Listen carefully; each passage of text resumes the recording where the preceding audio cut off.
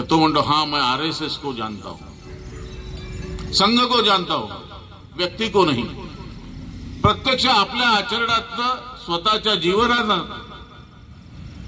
पूजनीय डॉक्टरांनी समाजापुढे एक आदर्श प्रस्थापित केला की व्यक्तीपेक्षा देश मोठा, व्यक्तीपेक्षा समाज मोठा, समाजापेक्षा देश मोठा। आणि आदर्श घेऊन लाखो तरुण तयार झाले, म्हणून ही आजची वर्तमान स्थिती आली आहे।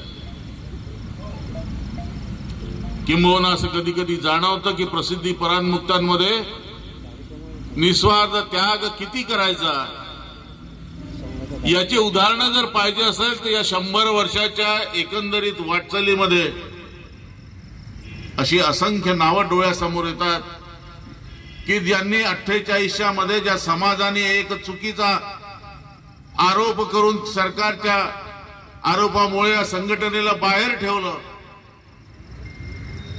अनेकांची घरं जायला गेली, अनेकांचे परिवार उद्ध्वस्त झाले। 75 मधली आणीबाणी लोकशाही टिकवण्याकरता एक प्रकारच्या स्वतःच्या परिवारासोबत अनेक स्वयंसेवकांनी आहुती दिली।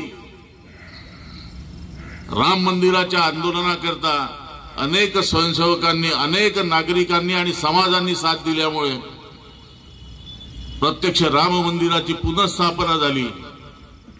या सगळ्या वाटचालीमध्ये सुरुवातीचा प्रतिकूल काळ सोडला तर जसं संघातले स्वयंसेवक संघाच्या संस्कारामुळे आपले जीवन द्यायला तयार झाले, त्याही पेक्षा महत्वाचं आहे इथल्या हिंदू समाजाने या संघटनेला स्वीकारलं।